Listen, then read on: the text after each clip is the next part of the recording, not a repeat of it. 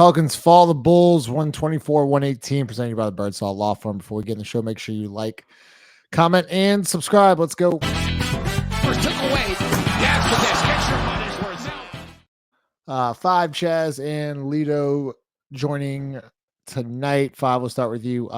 Look, I get it. It was not a travel. I'm fast forwarding 4 minutes and 52 seconds left. Brandon Ingram didn't travel. They called it travel. And we got a lot of people saying this changed momentum. This was the game. No, that wasn't the game. What was the game is that after a made free throw, you lose Coby White in transition, leads to a Patrick Williams corner three. What led to the loss is Coby White's got 28 second half points. They set a flare screen for him, and you go under the screen. Coby White hits another three. That's what lost the game. IQ and being aware of what's going on. That lost the game. Am I wrong on that, Jared? Am I wrong? Because a lot of people make excuses. Oh, they got in at 3 a.m. and a back-to-back, and Trey's out and CJ's out, and making excuses when in reality they lost the game tonight. Yeah, I don't know. This team at first it was Zion and Brandon had to play, or Zion had to play for this team to win. What was the first? That was the first loss in Utah, right? And then double back. Right, you have a game right like today. He plays, all right. Then he plays the second game in Utah too. They still lose. Like that's the issue, right? It's like these guys don't do the little things, or they have few people that do the little things correctly, and it's not like a top down thing, right? Like if those guys aren't doing the little things, then why should anybody else do them? And you can see that those little things kind of build and are reasons why you lose games. Lose games to teams that you shouldn't lose to. You shouldn't lose to the Chicago Bulls on the second night of a back-to-back. I don't care. Like back-to-backs are a thing in the NBA. Like there's teams that win games back-to-back. They didn't have Caruso. He was out in the second half. They didn't have Zach LaVine. They didn't have Lonzo. Of course, isn't playing as well. Like, and they still won the game. So these excuses that we continue to come up with about why the team lose to teams that they shouldn't lose to is idiotic. Like, let's just talk about the guys that, are the reasons why you lose. Like Brandon and Zion defensively struggled tonight, like hugely. And you can't go under screens on Coby White when he has it going. You can't lose 50-50 balls. You can't turn the ball over when you get a steal. Like it was just there's so many things, but those are the real reasons. Yeah, and Lito, we talk about it, right? To Five's point, Zion, Williamson, Brandon Ingram finished the game with 0 3-point attempts. Once again, you lose. The math. Chicago shoots 43s, you shoot 25. The Pelicans make 8 total. Coby White by himself made 8. You get out rebounded again, 41-39. They have more assists, 32-20.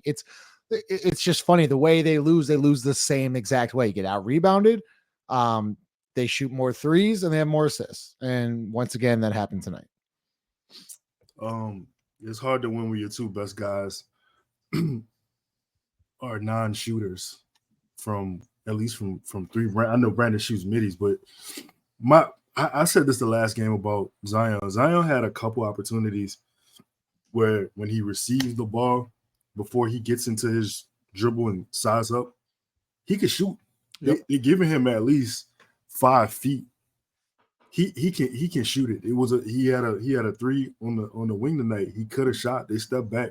You gotta make people think, even if you don't make it, you gotta make them believe that you'll take it at least. You know what I'm saying? You gotta present some sort of threat out there. But both were defensively. It wasn't good. It was very bad. They got outshot. Yo, listen, the Bulls, bro. The Bulls shot 43s. 40. They shot 43s. And we only shot 25. And we talk about DeMar DeRozan, right? DeMar, who's not a 3-point shooter, got up 4 tonight. And went 2 of 4 from deep. That's a bad narrative of him because he been putting up threes as of the last 3 years. He's been shooting threes.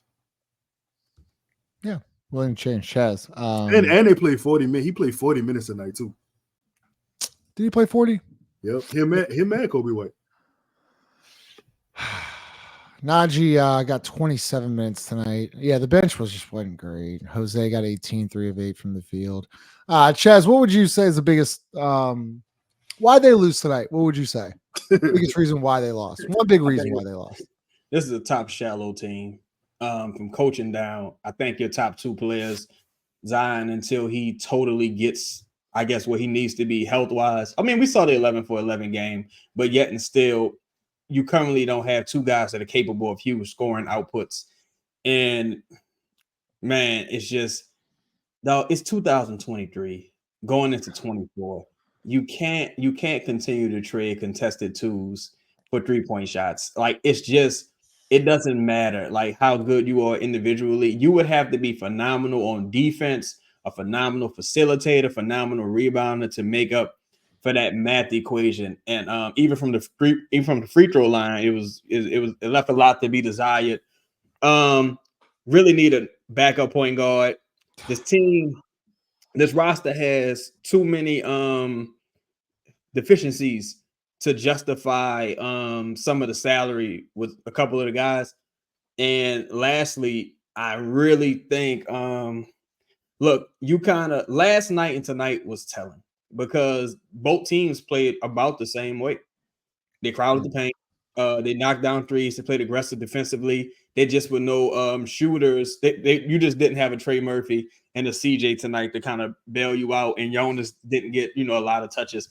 And my whole issue is if this duo is even a top 5 duo, you should be able to beat one of the bottom 4 or 5 teams in the league. There's no way in hell you should have been in a heavyweight fight with the Spurs the other night. You lose to the Bulls.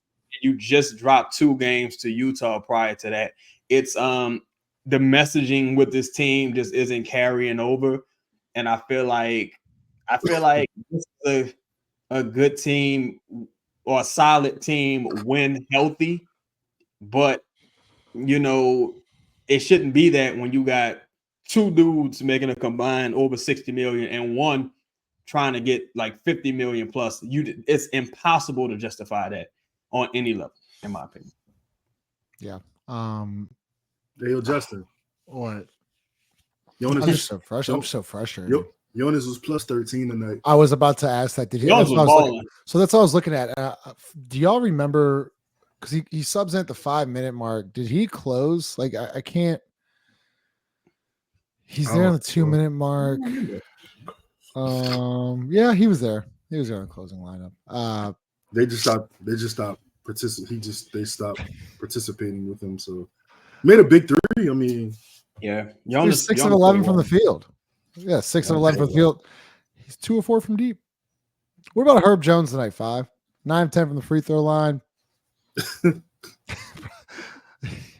He's just. I mean, I don't know what else to talk about. Say about Herb at this point. Some nights he looks like the best basketball player on the floor for this team. I think he's the smartest basketball player on the floor right now, outside of like CJ and possibly Trey. He just knows, right? They were literally talking about him. He gets another steal, gets in transition, makes it like that's. And Chaz brought up the point about like a backup point guard. Like we don't have one, so like you almost have to like defer to Herb and Herb's ability to like, oh, all right, there's a gap here. Let me get to the middle, make a play, foul, boom, I'll go through the free throw line. I think he was like 6 of 7 or 7 of 8 from the free throw line tonight. He's 9 of 10. Okay. Herb Jones got 10 attempts. That means like he was putting pressure at the rim. Like that's what a guard does constantly. Not looking to pass at every time you touch the rock. Like that's what really lost the game, to be honest. And the lack of ball movement. Right. We need to really talk about that. They were icing some guys out. Purposely icing some guys out. Like that is frustrating to see. Like you don't have shooting. You made 8 threes. Jordan Hawkins' bad shot is better than your good shot. And you just gotta accept that shit. Some guys just gotta accept that, like, yo, he's a better shooter than me. And the ball has energy. If you decide to do that, you can't miss a layup and then give up a 3. You can't miss a layup and then give up a layup. Like These are the issues that are unbecoming of this team. This continues to happen. Lito, I feel like it's been a point of emphasis for Brandon to be shooting threes. I feel like Willie Green said it. I feel like a lot of Coach Borrego said it. I said it. Chaz said it. Why won't he do it? Because there were multiple times tonight where he could have done it. He thought about it. Is he just not comfortable? Like I just don't understand. I'm not getting the mindset here. Do you think he's just like his confidence is completely shot shooting the ball from the 3-point line, or he just doesn't want to do it? I don't understand why his confidence would be shot. Like I don't have. Listen, if I had the answer to that question, bro, I'd probably own the Pelicans. Jonas attempted more threes than Brandon and Zion tonight. Jeez. The Chicago Bulls starting lineup, every player took at least 3 3-pointers. At least 3? At least. Yeah.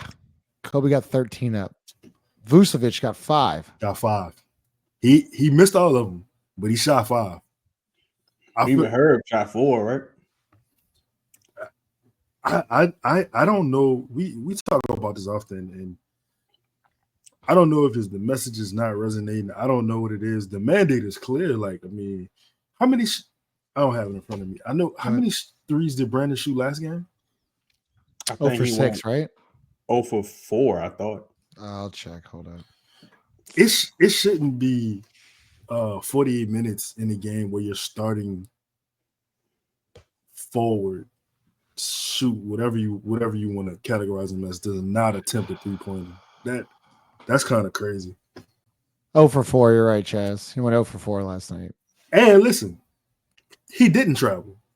I want to clear it up. He didn't travel. Cool. You got to get over it. But wait. But if he would have just shot that 3, we wouldn't even been there. And look, that's fair. And I just, it was the wrong call. I get that. But there's 5 minutes left. That cannot be an excuse for an NBA basketball team to just shut it down. You're down 2 with 5 minutes left. It's a bad call. I get it.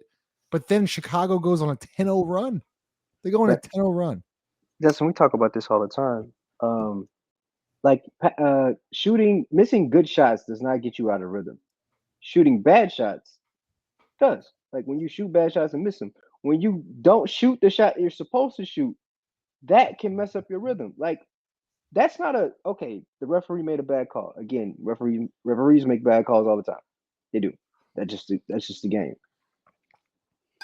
But to put the blame on them and not just yourself, like, yo, just take responsibility. Like you should have shot. It's a turnover anyway, because you didn't shoot it. It's a turnover. Really, realistically, because Najee's, I think he bobbled the ball. I think he wasn't able to get the ball to Hawk. Got it to him late. He swings it back to Najee in the corner. Najee quickly swings it to you. I mean, that's really the thing, right? Brandon in motion, 1-2 catch, shoot. Like that's the shot that he always shoot in transition, and he does it. Chaz, do you think possibly him going 0 for 4 last game deterred him from shooting tonight? I just think Brandon's a bad shooter, personally. I thought it since last year. When you say bad shooter, do you mean bad 3-point shooter or like bad 3-point shooter? And I think his mid-range shooting is a bit overrated. I think I think that the data supports it. I think his peak, the most threes he shot in a single game this year was 11. He went 3 for 11. I think that 5 for 5 is the outlier. Everything, like he's going 1 for 6, 1 for 4, 2 for 6, 1 for 6, 1 for 5, 0 for 4, 0 for, it's been a really bad shooting output to start the season. Maybe it's a little carryover from FIBA, just not being confident in the shot. But I just don't think he's a great 3-point shooter at this stage in his career. I'm sure he probably could round the turn to get better. But I just think not only that, I just think at least get to the rim. Like, because he's finishing phenomenally at the rim, and Brandon is a good catch and shoot 3-point shooter, or he has been historically. So shoot that. Like, no one's asking you to really shoot off the dribble. It would be nice, but at least shoot the ones you're catching in motion and things like that. It's just a bad brand of basketball, and it shrinks the court so much because I don't even think people really, I think people would love to like live with that shot.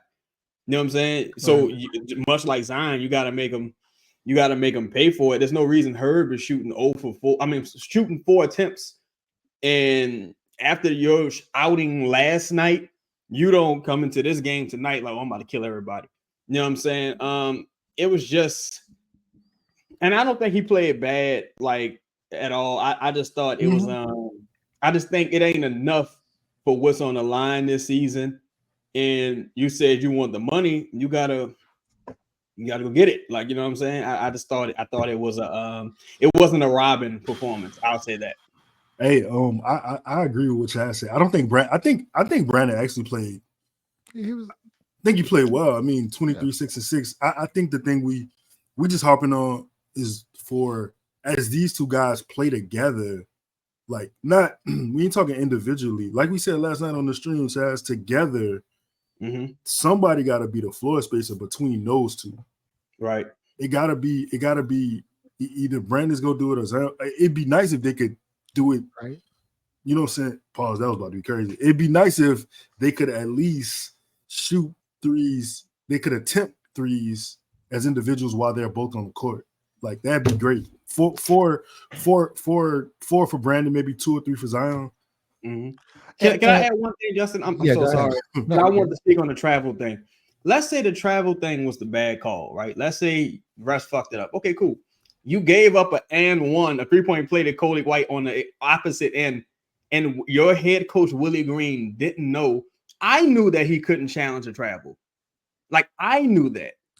So how the fuck Willie Green didn't know that? How can you – because you can only challenge dead ball and was it out of bounds? Is that correct? Like, yeah, I think it's gotta be like a foul, like dead ball out of bounds plays. So like it's a foul call, but you can't travel. You can't you can't challenge a travel call. And right. So I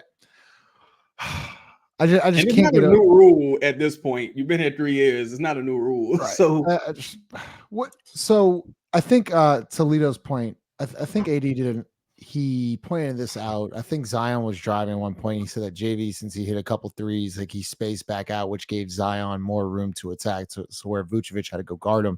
And back to your point, Lido, if Brandon is getting up 3-point attempts, it makes sense because it creates more space to where you have to start guarding Brandon. So now Zion has room to attack.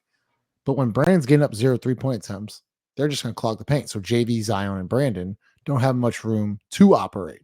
And I think tonight, like, once again, like, Five, do you think it's a problem that Zion got 1 field goal attempt in the first quarter? We talked about this before. This is a common occurrence. He didn't get a field goal. But some people see, like, he likes to read the defenses and then get into his groove. Like, hey, bro, I mean, if it's boxing, then it's boxing. Like, some cats just like to figure it out. If he still ends the game with 30, it really doesn't matter. But I think it's an issue, yes. But that's about coaching rather than Zion's mentality, right? I would say put Zion in action where he can get to the rim or it's forced to, try to get to the line. But I really want to make a point about the Brandon thing. Just this last thing. He wants to shoot pull-ups. He wants to shoot mid-range jumpers. I've now talked to a couple like NBA dudes, and they want him to do that. Like opposing teams, they want Brandon to shoot that. It's like, okay, they want you to do that. They're not gonna surpass you or try to block your 3-point because they know you don't want to take it. So you're gonna take the tough shot like on purpose. You're giving the defense what it wants. They feel like, okay, well, if you just think about the math, like you're not gonna be that efficient from mid. Like we're probably not gonna be great, but at least we'll be decent, above league average shooting threes. So we'll win. That's the issue. It's like we talk about analytics a little bit too much, but that one I get. Like you right. It's 2s versus 3s. I get that analytic part. Like when you're getting outshot by 23s a night, like you're usually just not going to win. Like it's just simple math. Like It's just so frustrating, and I get it. CJ's out, Trey's out, but Ryan's out, but you have to still you can't just give that up. Like you still have to, someone's have to shoot threes. So to your point, Five, when you talked about Hawkins, if it's a bad three, but you got to get them up. Like,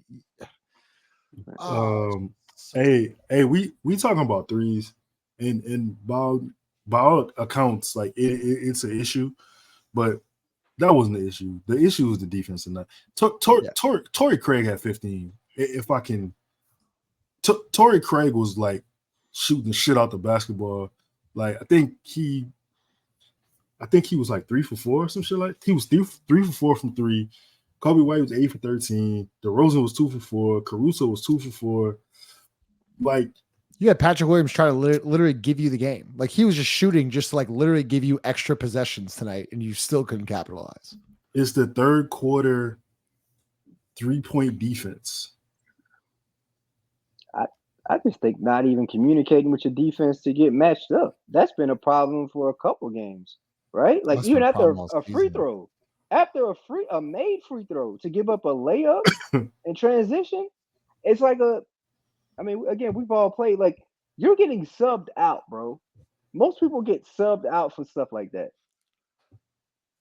After the Coby White thing, how do you not call a timeout? Like literally after the free throw, you see Coby White going down. No one stops the ball. He got to the free throw line without anybody stopping him off a made free throw, or after a made free throw, kicks it out to the corner. I don't know who hit it. It was either Williams or it was either Craig. One of those hit it. But it's like after that, you take the timeout. Nope. Keep playing. Another 3. Nope. Keep playing. Another 2. Then you take the timeout. Then after the timeout, you turn it over. Yeah, that's why, I think it might have been a week and a half ago. I was like, I'm happy they win some games, but I just don't believe it. Like I just don't believe it, because this is a very it's an arrogant team. Like for us, they don't play, I can't even say lower competition. They don't play lower praised teams the same way that they'll play teams with more of a status in the league. And I think, again, you just starting to see everything is so difficult for this duo. Because to me, shout out to everybody else, but I don't really, to me, the other guys are a little indifferent. Because if you're that good, I should be able to count on you for, all right, nobody else is here tonight. You, JV, Zion, y'all should be able to give me about 65, 80, between 65 and 80 combined. Y'all 3, y'all should be getting the touches. Y'all should be dominating, doing y'all thing. But it's like, I can't count on huge scoring outbursts from those two guys tonight. Fucking, what's his name, man? Gobert, and I think it might have been tonight. Gobert and Cat had like a combined 68 or something crazy. And this is like, I just don't think those two dudes as a tandem are gifted enough as scorers to consistently do that. And history also says that, and data says that. And for me, I think these are good. I thought the last 2 games really showcased a lot, and hopefully everybody's watching. Shout out to Herb Jones. Herb Jones, for the second consecutive night in a row, had an offensive and defensive rating over 115. Yeah, he was incredible defensively. He's you count on him and JV to show up every single night. Yeah, I thought Dice had a good first half. I didn't see much of him in the. I didn't really see much of him in the second half. I think about it. Didn't do much. Dyson on my list. He's up and down. Yeah. One more thing. Yeah, that's correct. Surprisingly, Cody Zeller had the highest defensive rating on the team tonight. I thought he played okay. I thought he did his job. Maybe not surprisingly, but he had. Yeah. I wish he would have got that rebound. Mm-hmm. But yeah. You talking about the rebound at the like elbow free throw line? They got an offensive board, got a 3 up from Coby White. Yeah. Yeah, this. Yeah, I was saying, is there anything else y'all want to talk about? One more thing. So you saw Coby White tonight, right? Very difficult matchup. Just when a guy's shooting like that, but I still look at Jose, man, and I say these are the ideal matchups for someone like Jose, like a Coby White, or a guy like that. And I'm like, if you can't be of service in these type of situations, I really don't know where you play or when you play, rather, in these, for a team that's so short-handed. I don't know where you play or when you play. Like I didn't think he was good tonight. He had a couple threes, but I thought he was. He had a couple turnovers. Defensively, he wasn't great. It is what it is. He's obviously a spark plug off the bench, but I mean, at what point though? Like we don't have a point guard. You need Jaden Ivey, bro. Yeah, you need Jaden Ivey. That's what it boils down to. You need Coby White. We've been saying it. Coby White. You need a guy like that. You need some real high pedigree players off the bench, man, who can make up for some of those losses. I think it's unfair to, not we didn't do that, but I think it's unfair to like say, oh well, Hawkins had a down couple games. Like, he's a rookie. You know what I'm saying? He's a rookie. You know what I'm saying? I know this for sure though. You cannot play Hawk and Jose. Well, fuck, you can't. You can barely play Jose and CJ. So like, yeah, I'm not putting that on. I'm not saying you, Lito. I'm not saying you. I'm just saying like, no, we going down a rabbit hole of like, no, there's like certain matchups you would like Jose to win, but we are on the road, right? Role players are not going to play well on the road. We know this from time and time again. The real issue is like, you don't have a style. Every night this team is Jekyll and Hyde. We don't know what we'll see. We'll know what we'll get. Year 3 with this shit. 5 year 3. You've been saying this for 3 fucking years now. There's no idea. You don't play the same way. You have to play the same way every day. I don't care who is in or out of the lineup. You have to play the same way. Sometimes you see great offense. Sometimes you see iso ball. Sometimes you see rebounding. Sometimes you don't see rebounding. Sometimes you see communication. Sometimes you don't. It's just. And it shouldn't matter who's in the game, though, too, right? Like, we keep talking about who sits and who is. Like, no, you should still play a semblance of what you always play. It just, I don't know, bro. It's just a bunch of bad basketball sometimes. It's hard to watch. It's frustrating. Like, I got to cover Connor eyes. Like, bro, don't watch that. Like, don't watch that. Like, Lito, you got anything else? Nah, man. I mean, Monday night, Sacramento. Wait, it's in Sacramento or where? Yeah, it's in Sacramento. Is CJ flying? I'm asking that to see. So CJ's going to be there. I don't know how he's getting there. Bro, he said 4 weeks, right? From what I heard, he said he's going to find out what we was discussing. I think he's going to drive. That's what I think too. I think he's going to drive or catch the bus. So he said 4 weeks, right? He said like you can't fly for like 4 or something weeks. I don't know when that time period starts, but he said he's playing Friday. Look at this man's dedication to the game. Yeah. He's a professional. He's a winner. He's been laid out as a sprinter, but still, that's like a 2-day ride. That's a long ride, man. It's like 34, probably 30 something plus hours. Like it's a 2-day stop, and that's Northern California. So that's rough. That's a drive. So, but shout out to CJ McCollum. Yeah. Let's hear from DraftKings. In the NBA, the game can change in an instant, but no matter how the action unfolds, DraftKings Sportsbook has your back. This week, new customers can score $150 instantly in bonus bets just for betting $5 on basketball. Win or lose, you get an instant dub. Download the DraftKings Sportsbook app now and use code BOOT. New customers can get $150 instantly in bonus bets for betting just $5 on basketball. Only on DraftKings Sportsbook with code BOOT. The crown is yours. Gambling problem? Call 1-800-GAMBLER. Must be 21 or older in most eligible states, but age varies by jurisdiction. See DraftKings.com/sportsbook for details and state-specific responsible gambling resources. Eligibility and deposit restrictions apply. Bonus bets expire 168 hours after issuance. Terms at sportsbook.draftkings.com/basketball terms. Like, comment, subscribe. We'll see y'all Monday night. This loss was okay. We didn't have everybody.